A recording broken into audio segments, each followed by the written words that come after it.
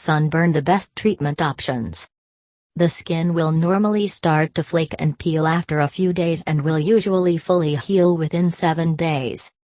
While sunburn is often short-lived and mild, it's important to try to avoid it, because it can increase your chances of developing serious health problems, such as skin cancer, in later life. It's easy to underestimate your exposure to the sun when outside, as the redness doesn't usually develop for several hours. Breezes and getting wet may cool your skin, so you don't realize you're getting burnt.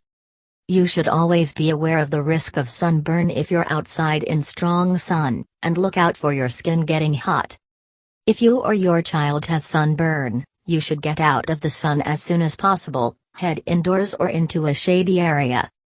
You can usually treat mild sunburn at home, although there are some circumstances where you should seek medical advice.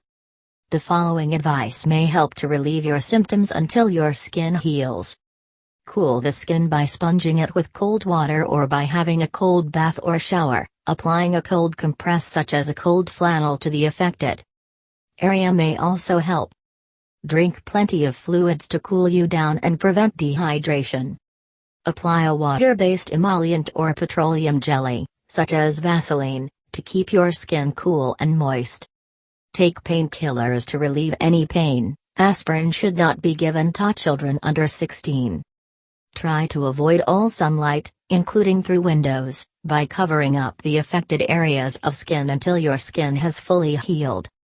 Signs of severe sunburn can include blistering or swelling of the skin, chills, a high temperature, fever, of 38°C, 100.4°F, or above, or 37.5°C, 99.5°F, or above in children under 5.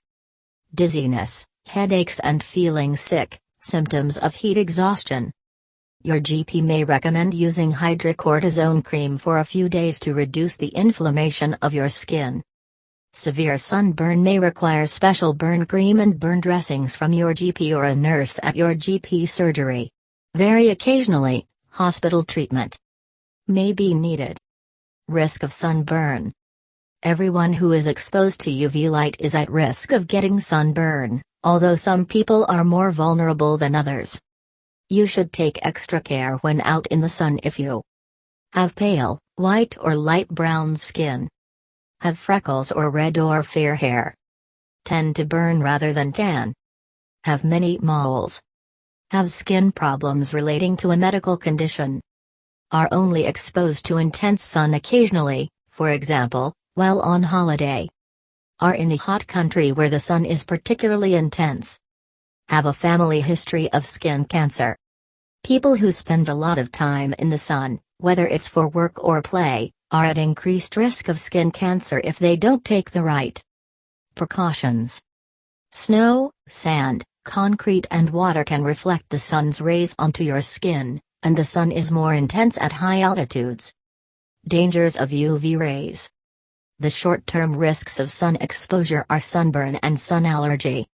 The longer-term risks, over decades, include actinic keratosis, rough and scaly precancerous spots on the skin, skin cancer, including both melanoma and non-melanoma skin cancer, eye problems, snow blindness and cataracts, premature aging of the skin and wrinkling.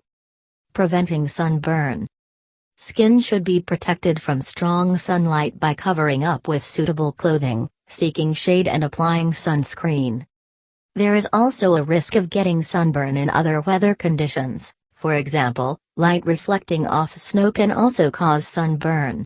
You can also burn in cloudy and cool conditions. Suitable clothing. A wide-brimmed hat that shades the face, neck and ears.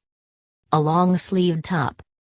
Trousers or long skirts in close weave fabrics that do not allow sunlight through. Sunscreen. When buying sunscreen, make sure it's suitable for your skin and blocks both ultraviolet A, UVA, and ultraviolet B, UVB, radiation. The sunscreen label should have at least SPF 15 sunscreen to protect against UVB. Most people do not apply enough sunscreen. the amount of sunscreen needed for the body of an average adult to achieve the stated sun protection factor is around 35 milliliters or 6 to 8 teaspoons of lotion. If sunscreen is applied too thinly, it provides less protection. If you're worried you might not be applying enough SPF 15, you could use a stronger SPF 30 sunscreen. If you plan to be out in the sun long enough to risk burning, sunscreen needs to be applied twice. 30 minutes before going out. Just before you go out. Sunscreen should be applied to all exposed skin, including the face, neck and ears, but a wide-brimmed hat is better. How long it takes for your skin to go red or burn varies from person to person.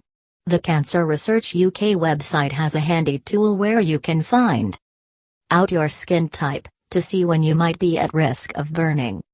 Water-resistant sunscreen is needed if sweating or contact with water is likely. Sunscreen needs to be reapplied liberally, frequently and according to the manufacturer's instructions. This includes straight after you've been in water and after towel drying, sweating or when it may have rubbed off. Advice for babies and children. Children aged under 6 months should be kept out of direct strong sunlight. Cover up with suitable clothing. Spend time in the shade. Wear at least SPF 15 sunscreen. To ensure they get enough vitamin D, children aged under 5 are advised to take vitamin D supplements even if they do get out in the sun. Find out about vitamin D supplements for children.